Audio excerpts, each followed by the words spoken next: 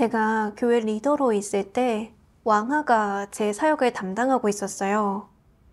당시 그녀는 늘 자신이 예전에 어떻게 사역을 관리했는지 이야기하곤 했는데 자기 교회의 사역만 책임진 게 아니라 다른 몇몇 교회의 사역까지 체크해서 윗선 리더에게 자질과 지혜가 있고 사역을 할 줄 안다는 칭찬을 들었다고 했어요. 또 왕하는 자기가 사역을 잘할 수 있었던 가장 큰 이유가 평소 스스로의 생명 진입에 집중했기 때문이라고 했어요. 그리고 자기는 학창 시절에 글쓰기를 좋아하고 글재주가 좋았다고 했어요. 리더와 사역자들에게 편지를 써서 교류할 때면 거의 고칠 부분이 없었고 좀 복잡한 문제도 매끄럽고 분명하게 표현할 수 있었다면서 이건 하나님께서 미리 자신에게 예비해 놓으신 부분인데 지금 사역하면서 사용할 수 있게 된 것 같다고 했죠. 그 말을 듣고 저는 그녀가 무척 부러웠어요. 자질이 좋고 사역을 할 줄 아는 데다가 진리를 추구하는 왕하에게 감탄을 금치 못했죠. 하지만 왕하와 2달 정도 협력했을 때 저는 그녀가 늘 예배에 나오지 않고 집에만 있다는 사실을 알게 됐어요. 제가 왜 예배에 나오지 않으세요? 라고 묻자 그녀는 저는 집에서 하나님 말씀을 많이 먹고 마시며 진리를 갖추고 있어요. 형제 자매들과 하나님 말씀을 교제할 때 문제를 잘 해결해주기 위해서죠. 라고 대답하더라고요. 저는 그 얘기를 듣고 이렇게 생각했어요. 지금은 복음이 크게 확장되는 시기야. 자기가 복음 사역의 주요 책임자고 사역이 이렇게 바쁜데 집에 있다니. 이건 실제적인 사역을 하지 않고 지위의 복을 누리는 것 아닐까? 하지만 또 한편으로는 왕하는 자질이 뛰어나고 리더 자리에도 오래 있었잖아. 윗선 리더도 그녀에게 자질과 지혜가 있고 사역을 할 줄 안다고 말했고 지위의 복을 누리는 모습이 좀 있어도 그렇게 문제가 되진 않을 거야. 사람은 모두 폐괴된 존재니까. 폐괴를 좀 드러낸다고 해도 이상할 건 없지. 쓸데없는 생각을 하지 말자. 라고 여겼어요. 그렇게 저는 별로 깊이 생각하지 않고 그냥 넘어갔죠. 당시 저와 사역자 몇 명은 매일 각 팀의 예배에 참석해 복음 사역 과정에서 발생한 문제점과 어려움들을 교제로 해결해주곤 했는데 교제하면 할수록 모두의 마음이 밝아지고 실행의 길이 보였어요. 저희는 예배의 성과를 왕하에게 말해주었는데 뜻밖에도 그녀는 탐탁지 않은 표정으로 억지 웃음을 지으며 이렇게 말했어요. 복음 사역에 관해 교제하고 세부적인 문제들을 해결하는데 집중할 필요는 없어요. 그것은 복음을 전하는 형제자매들이 해야 할 일이죠. 전부 어린애들 소꿉놀이 같은 사역이랄까요? 여러분은 예배 때 어떻게 진리를 추구해야 하는지, 어떻게 생명 진입을 추구해야 하는지 교제하는 데 집중해야 해요. 그러면 복음 사역의 성과는 자연히 좋아질 거예요. 이 말을 들으니 저는 제 의견을 더 고집할 수가 없었어요. 하지만 마음속으로는 갈등과 고민에 빠졌죠. 왕하의 말대로 실행하지 않았다가 만에 하나 복음 사역에 문제라도 생기면 형제자매들은 다 내 잘못이라고 생각하겠지. 복음 사역을 방해하고 가로막는 건 악을 행하는 거야. 그렇게 됐다간 교체되는 건 둘째치고 제명될지도 모르잖아. 관두자. 왕하 말대로 실행하자고. 이튿날 예배 때 형제자매들은 복음 전파 과정에서 맞닥뜨린 실제 어려움과 문제점에 대해 이야기했어요. 하지만 저는 예전처럼 문제를 분석해주거나 실제 상황에 맞춰 모두와 함께 구하고 해결하지 않았어요. 형제 자매들이 말한 어려움과 문제들에 대해선 말하지 않고 그런 일이 닥쳤을 때 어떻게 스스로를 인식했는지 물었죠. 그리고 우리가 자신의 생명 진입에 집중해야만 본분 이행에 성과가 난다고 말했어요. 제 말을 들은 형제 자매들은 당황한 표정으로 서로 얼굴만 쳐다보며 아무도 입을 열지 않았죠. 며칠 동안 예배는 똑같았어요. 제가 이런 식으로 교제할수록 저는 점점 더 힘들고 몸이 건조해졌죠.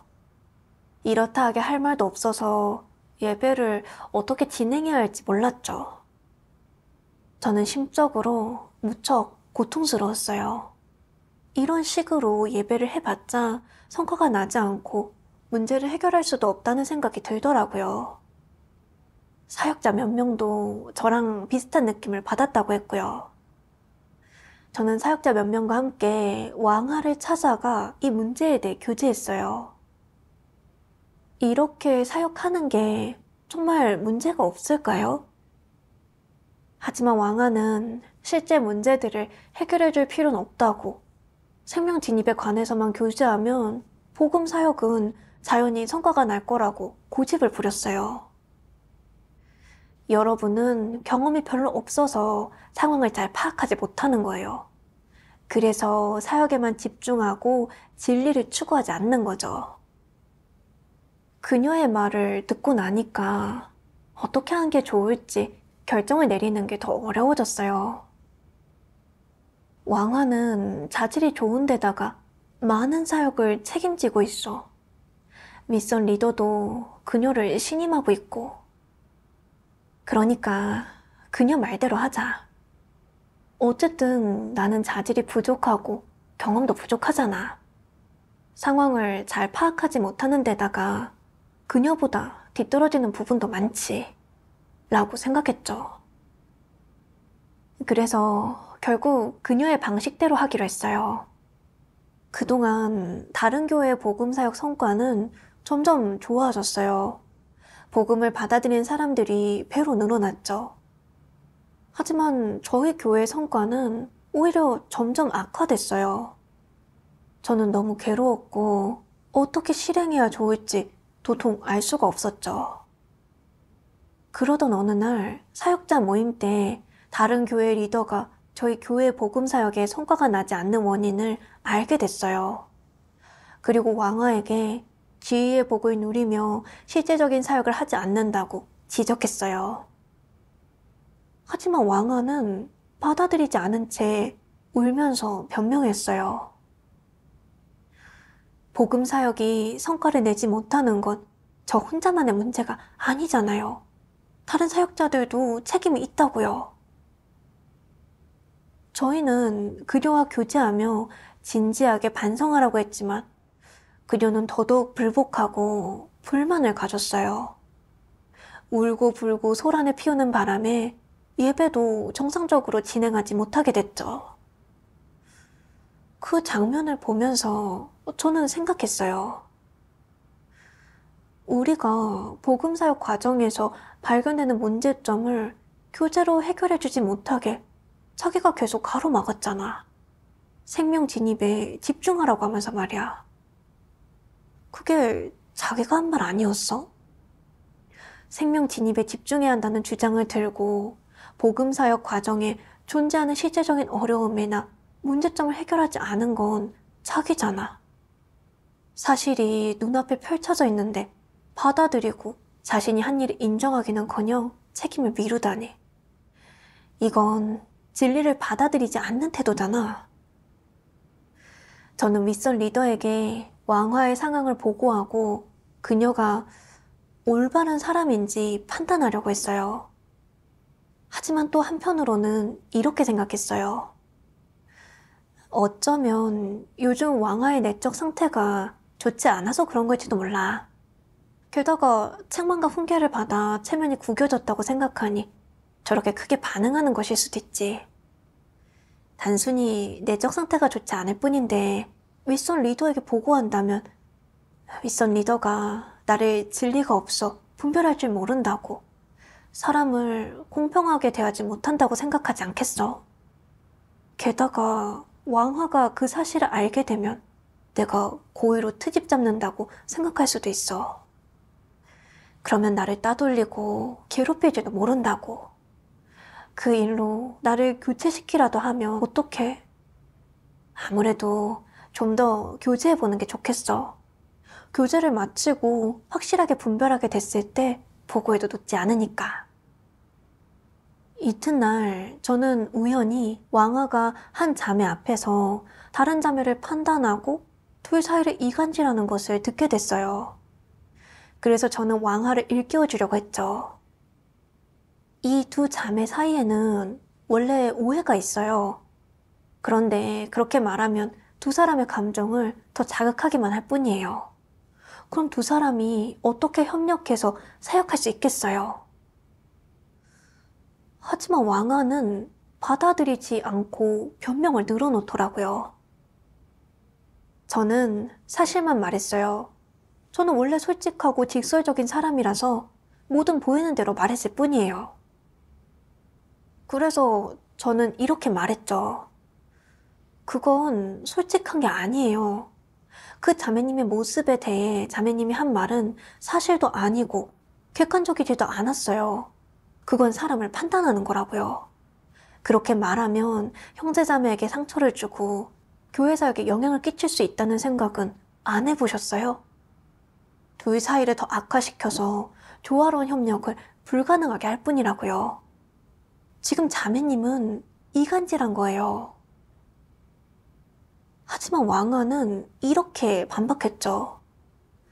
저는 누구처럼 그렇게 뭐든 솔직히 말 못하고 빙빙 돌려서 투명하지 않게 행동하는 그런 간사하기 짝이 없는 사람이 아니에요. 공격성이 다분한 빈정거리는 말투였어요. 저는 왕아의 문제가 무척 심각해 보여 윗선 리더에게 보고하려고 했어요.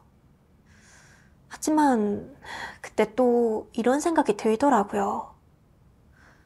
그냥 건의를 했을 뿐인데도 왕아는 나를 공격했어. 만약 내가 그녀의 문제를 윗선에 보고했다가 왕아가 그 사실을 알게 되면 잔뜩 화가 나서 복수하려고 하지 않을까? 그녀는 이미 나를 간사하기 짝이 없는 사람이라고 했어.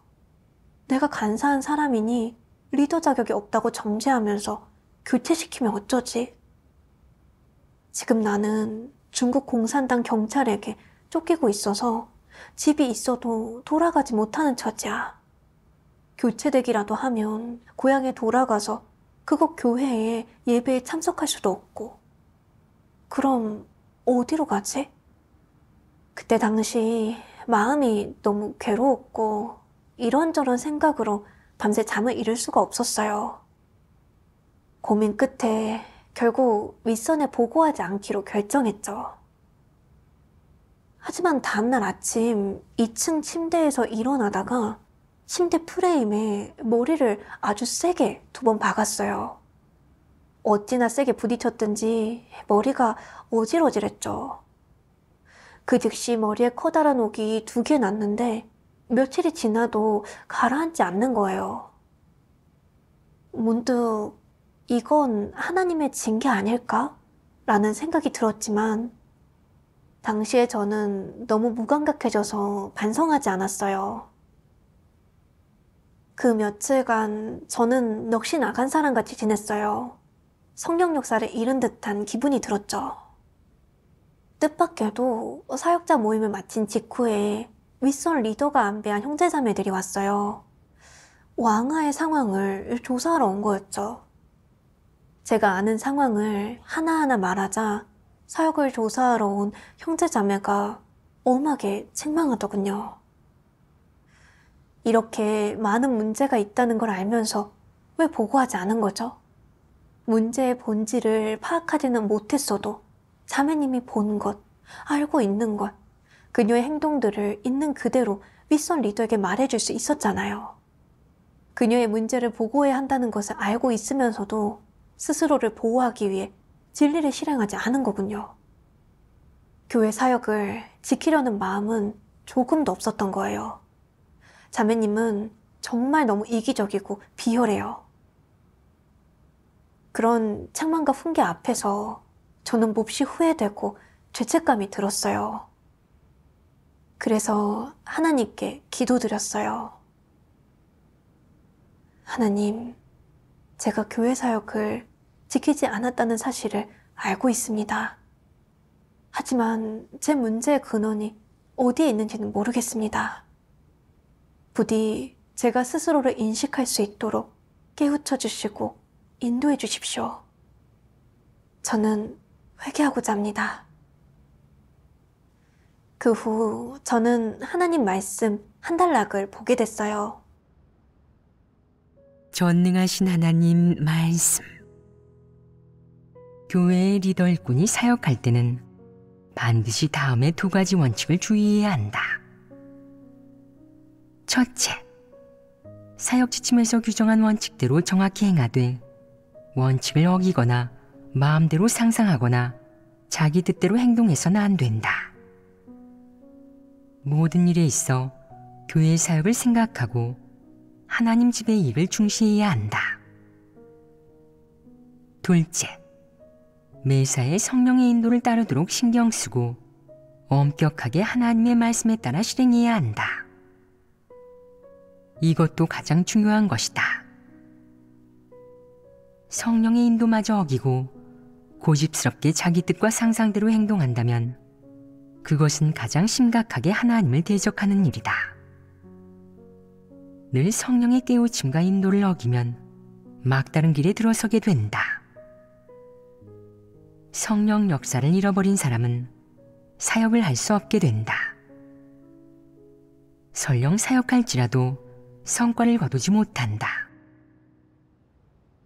하나님의 말씀을 묵상하면서 저는 깨달았어요. 하나님은 리더 일꾼에게 사역할 때 정확히 사역 지침과 하나님 집의 여러 가지 원칙대로 해야 한다고 요구하셨죠. 원칙을 어기고 성령의 인도를 위배하면서 고집스레 자기 뜻대로 행한다면 이는 가장 심각하게 하나님을 대적하는 것이죠. 저는 그제야 제가 왜 성령 역사를 잃고 어둠 속에 빠졌는지 알게 됐어요. 저는 왕아가 예배에 참석해 복음 사역과 관련된 교제를 하지 않는 것을 보면서 사실 그것이 사역 지침에 어긋나며 그녀의 말대로 하면 사역 성과가 나지 않는다는 것을 알고 있었어요. 하지만 그녀는 자질이 뛰어나고 사역도 할 줄 안다고 생각해 그녀를 따르면서 사역 지침을 위배했죠. 그 결과 복음 사역에 심각한 피해를 주었고요. 또 저는 왕아가 아무리 많은 잘못을 저질러도 스스로를 반성하거나 인식하기는커녕 적반하장으로 남을 공격하면서 진리를 전혀 받아들이지 않는 모습을 봤어요. 하지만 그녀에게 원망을 사서 교체될까봐 윗선에 그녀의 문제를 보고할 엄두를 내지 못했죠. 저는 사역 지침을 위배하고 성령의 깨우침과 인도를 어기면서 완고하게 하나님을 대적했어요. 이런 제가 어떻게 하나님의 혐오를 사지 않을 수 있을까요? 하나님 말씀을 먹고 마실 때 깨우침을 얻지 못하고 예배하고 교제할 때 할 말이 없으며 본분을 이행해도 길이 보이지 않아 어둠 속에 빠진 것은 하나님이 제게 얼굴을 가리셨기 때문이었어요. 반성하던 중에 저는 또 하나님 말씀을 보게 됐어요. 전능하신 하나님 말씀. 곤혹은 어떤 한 가지 일을 꿰뚫어 보지 못하는 것인데 어떻게 판단하고 변별하는 것이 원칙에 맞고 정확한 것인지 모르는 것이다. 설령 조금 꿰뚫어 볼 수 있다고 하더라도 옳고 그름을 확신할 수 없고 어떻게 처리하고 해결해야 할지 몰라 결론 내리기 어려운 것이다. 요컨대 확신이 서지 않고 확정할 수 없는 것이다. 만약 진리를 조금도 깨닫지 못하고 해결해주는 사람도 없으면 그 문제는 해결할 방법이 없다. 이는 난제에 부딪힌 것 아니겠냐. 이런 문제가 생기면 리더 일꾼은 문제를 상부에 보고하고 구해서 보다 빨리 해결할 수 있도록 해야 한다. 너희는 곤혹스러울 때가 많지 않으냐? 곤혹스러울 때가 잦은 것은 문제다. 일이 닥쳤는데 내가 어떻게 처리해야 적합한지 모를 때 누군가가 제시한 방법이 합리적인 것 같고 또 다른 누군가가 제시한 다른 방법도 합리적인 것 같아 대체 어느 방법이 더 적합한지 내가 꿰뚫어 볼 수 없다면 여러 의견이 오가며 누구도 문제의 근원과 본질을 파악하지 못한다면 문제 해결에 허점이 생기게 된다. 따라서 문제를 해결하려면 문제의 근원과 본질을 판단하는 것이 관건이고 아주 중요하다. 만약 리더 일꾼이 분별할 줄 모르고 문제의 본질을 파악하지 못해서 올바른 결론을 얻지 못한다면 제때 상부의 보고의 해결 방법을 구해야 한다. 이는 반드시 필요한 조치이고 문제를 크게 만드는 게 아니다. 문제를 해결하지 않으면 심각한 결과가 생길 것이며 교회 사역에 영향을 줄 것이니 이 일은 꿰뚫어 볼 필요가 있다. 하나님의 말씀을 읽고 깨달았어요. 본문을 이행하면서 문제에 부딪혔을 때, 예를 들어 사역자들 간에 의견 대립이 생겨 어떻게 하는 게 적절한지 알 수 없을 때나 누군가에게 문제점이 보이는데 확실히 판단을 내리기가 힘들고 어떻게 처리해야 할지 몰라 당혹스럽고 힘들 때는 바로 윗선의 보고에 구하고 해결해야 해요. 문제를 보고하는 것은 트집을 잡는 것도 고자질하는 것도 작은 일을 확대하여 해석하는 것도 아니에요. 사람이 간파하지 못하는 문제를 해결함으로써 사역에 지장을 주거나 형제자매들의 생명 진입에 악영향을 끼치는 것을 피하기 위한 거죠. 하지만 저는 아무리 큰 난관에 부딪히고 아무리 큰 문제가 발견되어도 그것이 제 이익과 앞날, 운명과 관련되면 문제를 보고하지 않았어요. 그게 사역에 지장을 주고 형제 자매들의 생명에 해를 끼치더라도요. 왕아가 사역 지침을 어기고 복음 사역을 제대로 하지 못하는 것을 보았을 때 저는 그녀의 문제를 바로 파악하지는 못했어도 불안감을 느끼며 그런 행동은 부적절하다고 생각했었어요. 그때 바로 윗선에 보고했어야 하지만 저는 그녀의 의견을 듣지 않았다가 나중에 책임질 일이 생길까 두려워 그녀 말에 따랐죠. 또 왕아가 책망과 훈계를 받고 생태집을 잡을 때 저는 그녀가 한순간 내적 상태가 좋지 않은 건지 아니면 본질적으로 진리를 받아들이지 않고 증오하는 사람인 건지 파악하지 못했어요. 그래도 그때 바로 윗선에 보고해서 윗선 리더가 사람을 보내 조사하고 분별하도록 해야 했어요. 잘못된 사람을 계속 써 교회 사역에 지장을 주는 일이 없도록 말이죠. 하지만 저는 혹시라도 잘못 보고했다가 리더에게 사람 보는 눈이 없다는 소리를 들을까봐 또 나중에 왕하에게 억압당할까봐 겁이 나서 계속 윗선에 문제를 알리지 못했어요. 정말 부담이 있고 교회 사역을 지키는 사람이라면 문제의 본질을 파악했든 그렇지 않든 진리를 깨달았든 그렇지 않든 사랑과 일에 속박되지 않고 어떻게든 방법을 생각해 교회 이익을 지켰을 거예요. 하지만 저는 스스로를 지키기 위해 수수방관하면서 더 확실히 분별하게 되면 그때 보고하자고 핑계를 댔어요. 확실히 분별하게 된 후에 보고했다면 모든 게 늦지 않았을까요? 복음 사역에 더 큰 손해를 보게 되지 않았을까요? 저는 어려움에 부딪혔을 때 진리를 구하는 것은 무엇보다 중요하며 교회 사역을 지키려는 마음 역시 더없이 중요하다는 사실을 그제야 깨닫게 되었어요. 왕하의 일에서 저는 스스로를 지키기 위해 그녀의 문제를 보고하는 것을 차일피일 미뤘어요. 그 결과 복음 사역에 심각한 피해를 주었고요. 저는 그게 너무 후회스러웠어요. 그리고 얼마 후 적그리스도를 폭로하는 하나님의 말씀을 봤어요. 전능하신 하나님 말씀. 적그리스도의 이기적이고 비열한 면은 어떤 모습으로 나타나느냐? 그는 자신의 지위, 명예에 유익한 일이라면 공을 들여 말하고 행동하며 기꺼이 어떤 고생도 감내한다. 그러나 하나님 집에서 안배한 사역과 하나님 선민의 생명 성장에 유익한 일에 대해서는 상관하지 않는다.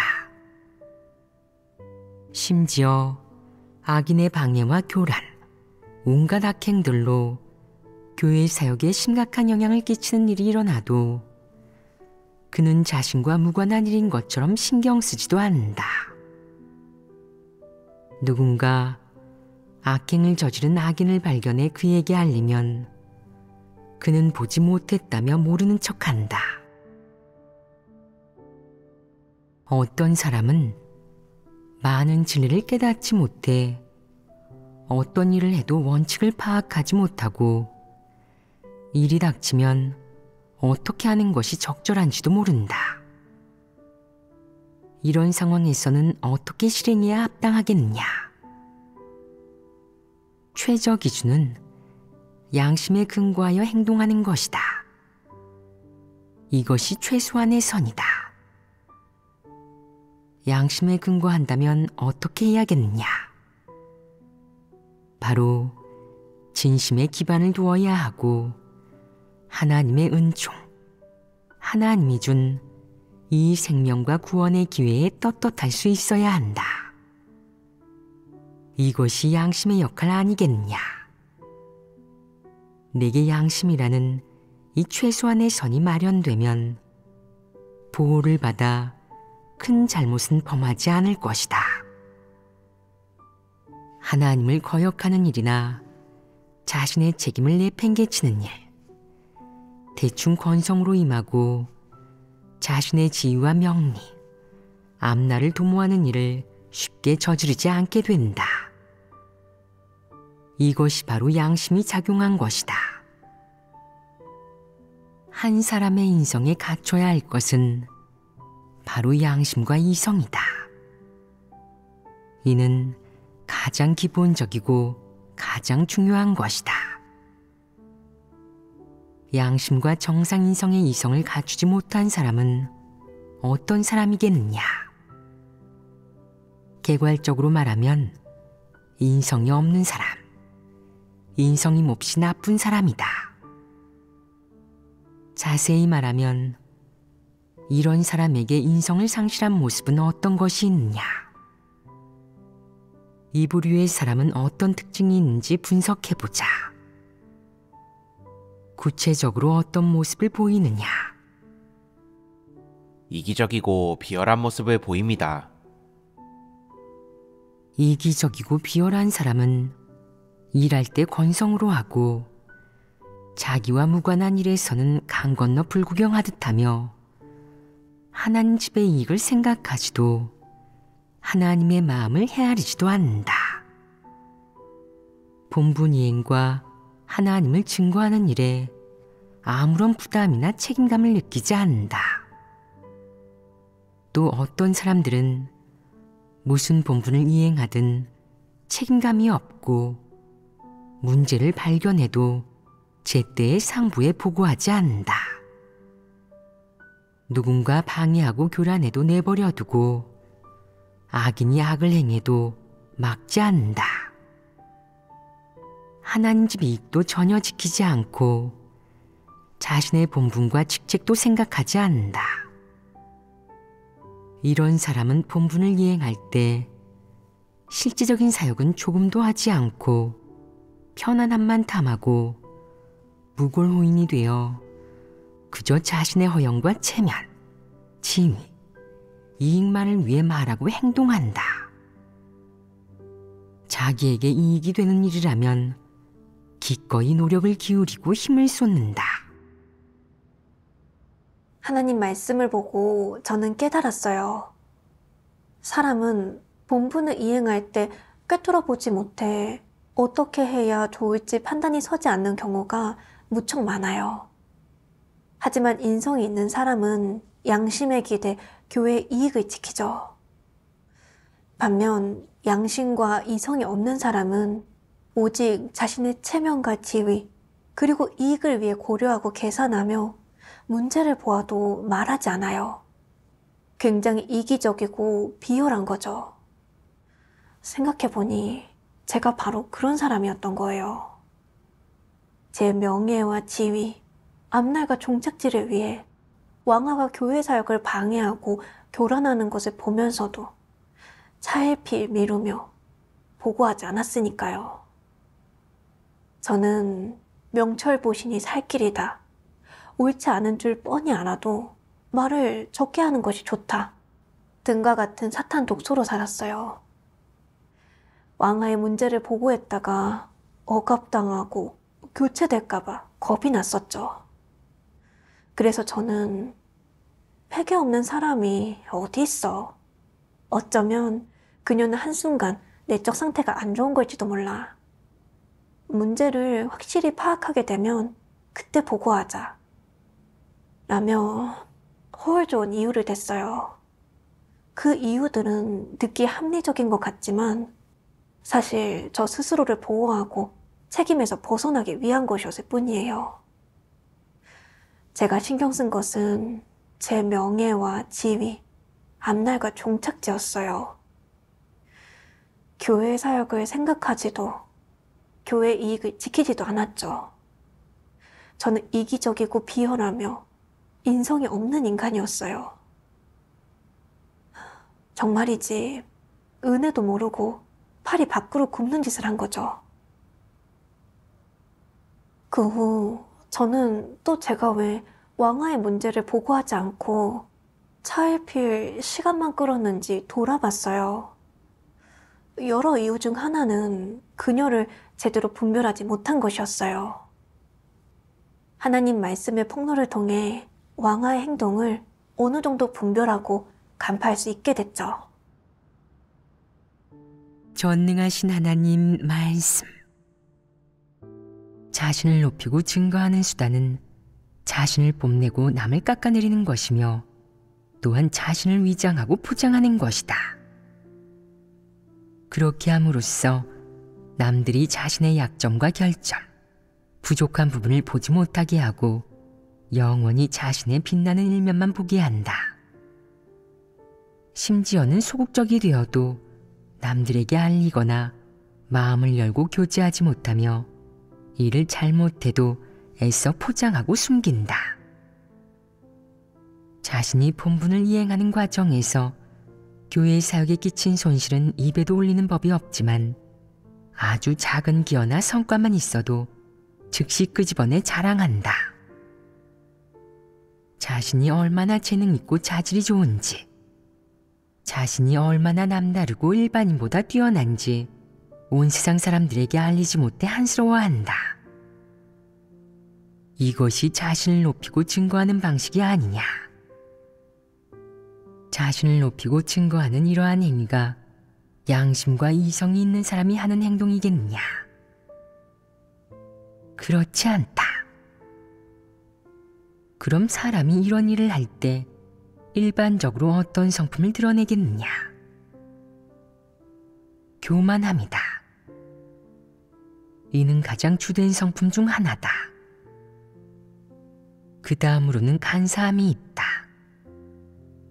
바로 수단과 방법을 가리지 않고 남들이 자신을 우러러보게 하려는 것이다. 말할 때 조금의 허점도 보이지 않는다. 분명 속셈과 관계를 갖고 말을 하고 자신을 뽐내고 있으면서도 남들이 알아채지 못하게 하려고 한다. 그러나 그렇게 말한 결과는 그가 남들보다 대단하고 아무도 그에게 미치지 못하며 그의 앞에만 가면 작아지는 것 같다는 느낌을 주는 것이다. 이런 결과는 수단으로 이루어진 것 아니겠느냐? 그 수단의 이면에는 어떤 성품이 있겠느냐? 여기에 사악한 성분이 있지 않겠느냐? 그것은 사악한 성품이다. 그가 쓴 그런 수단은 간사한 성품에 지배된 것임을 한눈에 알 수 있다. 그럼 어째서 사악하다고 하겠느냐? 그것이 사악함과 어떤 관계가 있겠느냐? 말해보아라. 그가 자신을 높이고 증거하는 목적을 공개할 수 있겠느냐? 그럴 수 없다. 하지만 그의 마음 깊은 곳에는 한 가지 욕망이 있는데 그는 말하고 행동할 때 그 욕망을 위해 하는 것이다. 또한 그가 말하고 행동하는 동기와 목적은 아주 은밀하다. 예를 들어 그는 성동격사의 수단 또는 떳떳하지 못한 수단으로 자신의 목적을 달성할 것이다. 이 은밀함에 괴이한 성질이 들어있지 않겠느냐? 그 괴이함을 사악함이라고 할 수 있지 않겠느냐? 그것은 사악함이라고 할 수 있다. 이는 간사함보다 더 심각한 것이다. 그는 일부 수단과 방법으로 자신의 목적을 달성하는데 그런 성품은 간사함이다.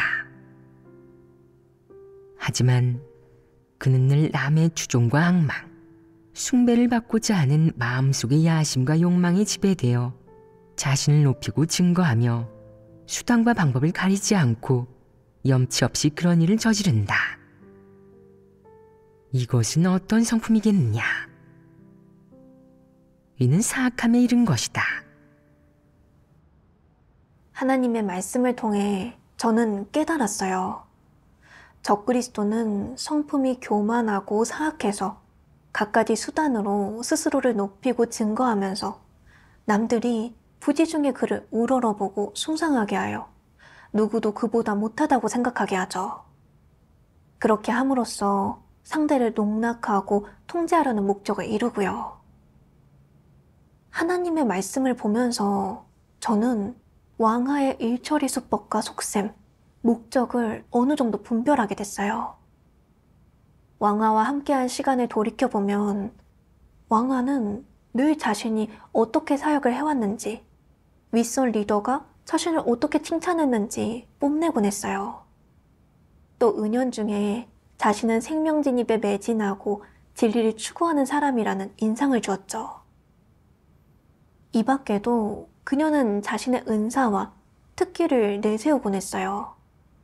자기가 쓴 편지는 매끄럽고 분명하다고, 다 쓴 후에 다시 봐도 고칠 부분이 별로 없다고 하면서 상대가 어느 부분에서나 그녀보다 못하다고 생각하며 위축되게 한 거죠.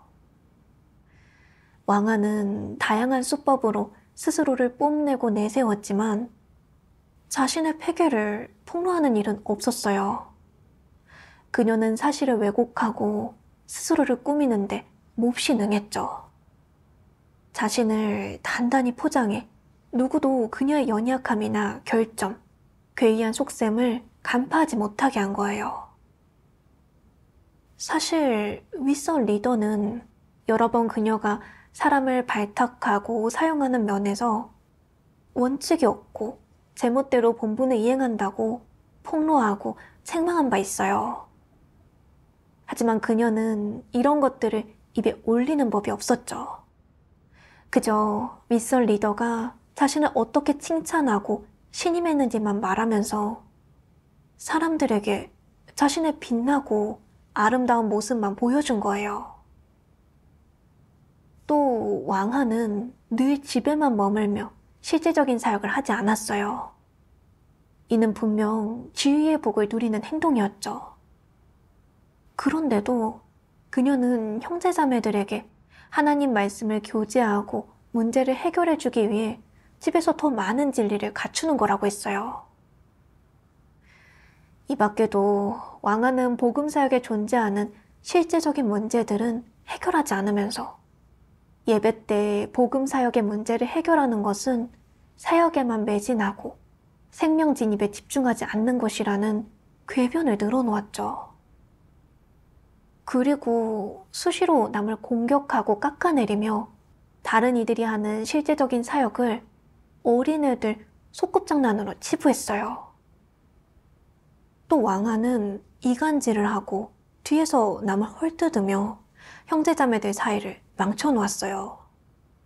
그러면서 자신은 솔직한 사람이라 있는 그대로 다 말할 뿐이라고 했고요. 왕아의 이 모든 언행은 더없이 음험하고 괴이해요. 하나님 말씀의 폭로가 아니었더라면 그녀에게 미혹되어 그녀를 우러러보고 숭상하게 됐겠죠. 여기까지 인식한 저는 그제야 조금 깨달음을 얻고 왕하의 적그리스도 본질에 대해 어느 정도 분별하게 됐어요. 반성하는 과정에서 저는 그녀를 분별하지 못한 또 한 가지 원인에 대해 깨달았는데 바로 무엇이 한순간의 폐괴 표출이고 무엇이 본성 본질인지 몰랐던 거예요. 그 후 저는 하나님 말씀을 봤어요. 전능하신 하나님 말씀. 사탄에 의해 폐괴된 사람은 모두 폐괴의 성품을 가지고 있다.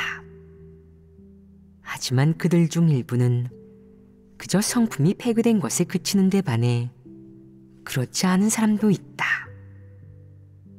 그들은 사탄의 폐괴의 성품을 갖고 있을 뿐만 아니라 그 본성 자체가 이미 극도로 악독해진 사람들이다. 그런 사람은 언행에서만 사탄의 폐괴의 성품이 드러나는 것이 아니다. 그들은 영락없는 사탄 마귀이다. 하나님은 적그리스도를 어떻게 규정하였느냐? 진리를 증오하고 하나님을 적대하는 자로 하나님의 원수이다. 진리를 적대하고 하나님과 모든 긍정적인 사물을 증오하는 것. 이는 일반인의 일시적인 나약함이나 어리석음이 아니며 또한 일시적으로 치우치게 의해 그릇된 사상 관점을 표출하는 것도 아니다. 이런 문제가 아니다.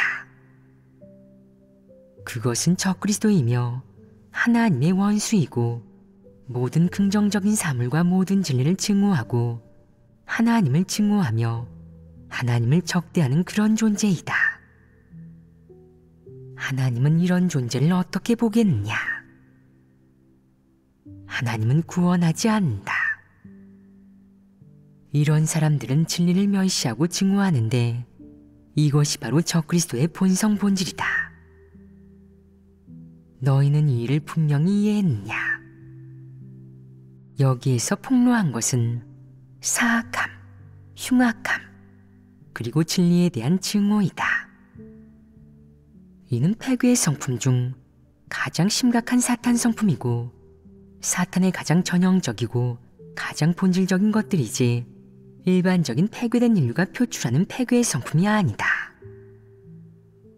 적그리스도는 하나님을 적대하는 세력의 일종으로 그들은 교회를 교란하고 통제할 수 있으며 하나님의 경영사역을 무너뜨리고 방해할 수 있다. 이는 일반적인 폐괴의 성품을 가진 사람이 할 수 있는 일이 아니고 오직 적그리스도만이 할 수 있다. 너희는 이 일을 가볍게 보지 마라. 하나님의 말씀을 통해 깨달았어요. 사탄에게 폐괴된 사람은 누구나 폐괴 성품을 지니고 있지만 어떤 이는 인성과 양심, 이성이 있어서 진리를 받아들일 수 있어요. 그런 사람은 본분이행 과정에서 실수와 오류가 발생해 지적받고 폭로되고 책망받을 때 그 순간엔 체면이 깎였다고 생각해 불복하고 이치를 따질 수 있어요. 하지만 시간이 지나면 스스로를 돌아보고 자신의 폐괴 본성과 잘못된 행동을 증오하게 돼요. 자신이 교회 사역에 지장을 주고 방해가 됐다는 사실을 깨달아 통회하고 죄책감을 느끼며 스스로를 증오하여 회개하고 변화하게 되죠. 하지만 어떤 사람들은 사탄의 폐괴 성품을 지니고 있을 뿐만 아니라 본성 자체가 몹시 악독해서 진리를 받아들이기는커녕 오히려 진리를 증오해요. 그들은 아무리 많은 악행을 저질러도 교회 사역에 아무리 큰 피해를 주어도 전혀 괴로워하지 않고 반성도 하지 않아요. 양심과 지각이 전혀 없는 거죠. 또 어떤 책망과 훈계, 폭로와 해부가 임해도 절대 인정하지 않으며 드러난 그 어떤 사실도 받아들이지 않아요. 책망과 훈계, 심판과 형벌도 증오하고요. 진리와 긍정적인 사물을 대하는 태도로 볼 때 그들은 하나님을 적대시하는 하나님의 원수예요. 제가 깨달은 바를 왕아의 행동에 대조해보니 그녀 역시 이러한 사람이었더라고요. 그녀는 실제적인 사역을 하지 않으며 교만하고 독선적으로 굴었어요. 자기 생각을 고집하면서 복음 사역을 가로막았죠. 게다가 리더가 폭로하고 책망하자 받아들이기는커녕 예배 때 소란을 피우고 책임을 전가하는 바람에 예배가 제대로 진행되지 못하게 됐고요. 그녀가 한 말은 사람을 판단하는 것이고 자매들을 이간질하는 거라고 제가 일깨워 줬을 때도 받아들이지 않는 것은 물론이고 오히려 적반하장으로 저를 공격하며 정죄했어요. 또 그녀는 늘 생명 진입에 집중해야 한다고 외치다 보니 열심히 진리를 추구한다는 인상을 주었지만 사실 하나님의 요구와 하나님 집의 사역 지침을 몹시 싫어하고 거부했어요. 하나님의 드러냄과 책망, 훈계 앞에서도 전혀 순종하는 모습 없이 반감과 원한을 품었고요. 그녀는 아무리 많은 잘못을 저지르고 교회 사역에 아무리 큰 피해를 주어도 인정하는 법이 없었어요. 뉘우치거나 죄책감을 느끼는 법도 없었죠. 양심과 지각이 전혀 없는 거예요. 왕화는 자신의 이익만을 지키면서 누군가 자신의 체면과 지위를 조금이라도 건드리면 바로 안면을 바꾸며 적반하장으로 상대를 비난했어요. 진리와 긍정적인 사물을 조금도 받아들이지 않고 자신에게 교제하거나 지적해주는 사람이 있으면 상대를 원수로 여겼죠. 누군가 자신을 폭로하기라도 하면 상대를 공격 대상으로 보았어요. 그녀는 진리를 매우 싫어하며 진리를 실행하는 형제자매를 증오하고 정의감 있게 그녀의 본 모습을 폭로하는 사람에게 원한을 품었어요. 이는 하나님을 적대시하는 것 아닐까요? 하나님께서 말씀하신 것처럼요. 이는 일반인의 일시적인 나약함이나 어리석음이 아니며 또한 일시적으로 치우치게 의해 그릇된 사상관점을 표출하는 것도 아니다. 이런 문제가 아니다. 그것은 적그리스도이며 하나님의 원수이고 모든 긍정적인 사물과 모든 진리를 증오하고 하나님을 증오하며 하나님을 적대하는 그런 존재이다. 왕아는 교체된 후에도 불복하고 분개하며 자신의 악행을 조금도 인정하지 않았어요. 어쨌든 저는 하나님 앞에서 행동했으니 다른 사람이 어떻게 보든 신경 쓰지 않아요. 라는 말을 하기도 했죠. 정말이지 뉘우치거나 반성하는 모습은 찾아볼 수도 없었어요. 왕하는 본성이 악독하고 진리를 증오하는 사람이에요. 이는 영락없는 적그리스도 아닐까요? 이런 사람이 교회에 들어와 있으면 교회 사역을 망치고 교란할 수밖에 없어요. 그 후 형제자매들은 표교를 통해 왕아를 교회에서 출교시키기로 했어요. 그녀를 교체한 후 저희는 다시 복음사역 과정에서 발견되는 실제 문제들을 교재로 해결해 주었고 복음사역 성과는 눈에 띄게 좋아졌죠. 그런 모습을 보며 저는 더더욱 자책했어요. 이기적이고 비열한 스스로가 증오스러웠죠. 저는 저 자신을 보호하고자 교회 사역을 지키지 않았고 적그리스도가 악을 행하며 교란하고 방해하도록 내버려뒀어요. 그로 인해 교회 복음 사역에 지장을 주게 됐고요. 저는 앞으로 교회 사역을 방해하고 교란하는 사람을 보게 되면 반드시 진리를 실행하고 교회 사역을 지키겠다고 다짐했어요. 상대의 지위가 아무리 높아도 상대가 아무리 많은 사역을 하고 아무리 많은 도리를 읊어대도 교회 사역을 방해하고 교란한다면 반드시 진리 원칙을 견지할 거예요. 설령 모두가 저를 교만하다고 할지라도 악인이나 적그리스도라고 정죄할지라도 저는 일어나서 교회 사역을 지킬 거예요. 제대로 파악하지 못해도 제가 본 사실을 있는 그대로 윗선에 보고할 거고요. 저는 하나님께 앞으로 제가 문제를 발견하고도 교회 사역을 지키지 않는다면 저를 벌하고 징계해달라고 기도했어요. 몇 달 후 저는 형제자매에게서 또 다른 교회 리더인 리나가 실제적인 사역을 하지 않는다는 보고를 받았어요. 교체해야 할 거짓 리더와 거짓 일꾼을 교체하지 않는 것은 물론이고 악인을 발탁해서 쓰고 있다며 그들이 원칙대로 일을 처리하지 않아 교회 재산에 손실을 가져왔다는 내용이었죠. 또 리나는 스스로를 뽐내고 남을 깎아내리기를 좋아하며 형제 자매들 모두 그녀를 우러러보고 숭상한다는 이야기도 들었어요.